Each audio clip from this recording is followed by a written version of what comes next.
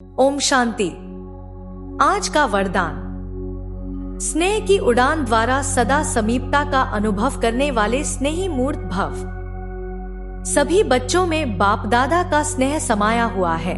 स्नेह की शक्ति से सभी आगे उड़ते जा रहे हैं।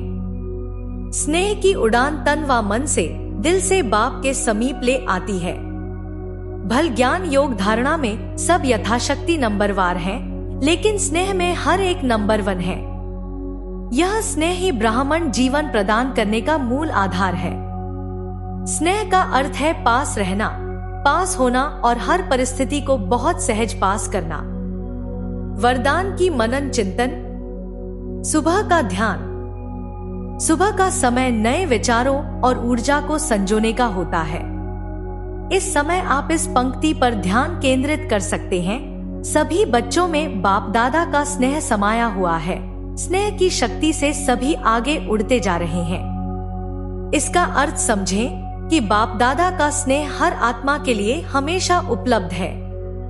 ध्यान में इस विचार पर ध्यान दें कि आप बाप दादा के अनंत स्नेह में समाये हुए हैं। इस स्नेह से आपको उड़ने की शक्ति मिल रही है, चाहे जीवन में कैसी भी चुनौती हो।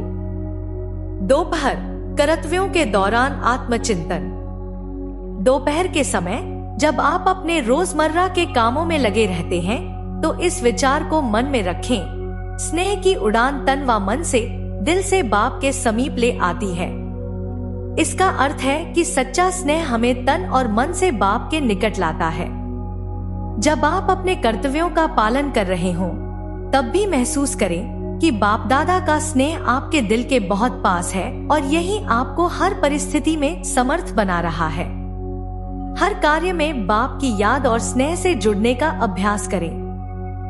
दोपहर के बाद ध्यान और आत्मचिंतन। दोपहर के बाद जब आप थोड़ा विश्राम लें या ध्यान करें, तो इस वाक्य पर मनन करें। भल ज्ञान योग धारणा में सब यथाशक्ति नंबरवार हैं, लेकिन स्नेह में हर एक नंबर 1 है। समझें कि ज्ञान और योग की धारणा में सभी का अलग अलग स्तर हो सकता है, लेकिन स्नेह के मामले में सभी नंबर 1 है। इस विचार पर ध्यान दें कि स्नेह की यह अनुभूति हमें हर आत्मा से जोड़ती है, चाहे वे ज्ञान योग में किसी भी स्तर पर क्यों न हो। स्नेह हमें समान दृष्टि से देखने का मार्ग देता है। सायंकाल चिंतन। शाम के समय जब आप दिन भर के अनुभवों को समेटते हैं, इस विचार पर ध्यान दें, यह स्नेह ही ब्राह्मण जीवन प्रदान करने का मूल आधार है।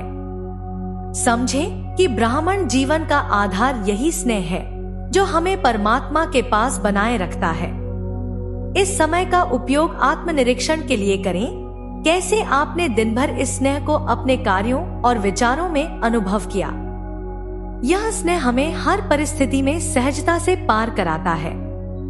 रात्रि दिन का समापन।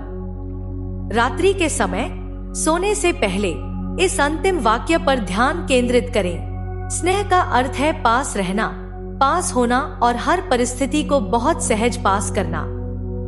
इसका अर्थ यह है कि स्नेह हमें परमात्मा के निकट लाता है और जीवन की हर कठिन परिस्थिति को सहजता से पार करने की शक्ति देता है।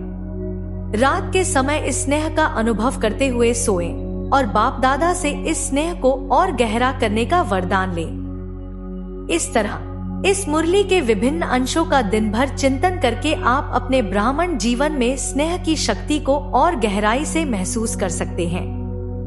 ओम शांति।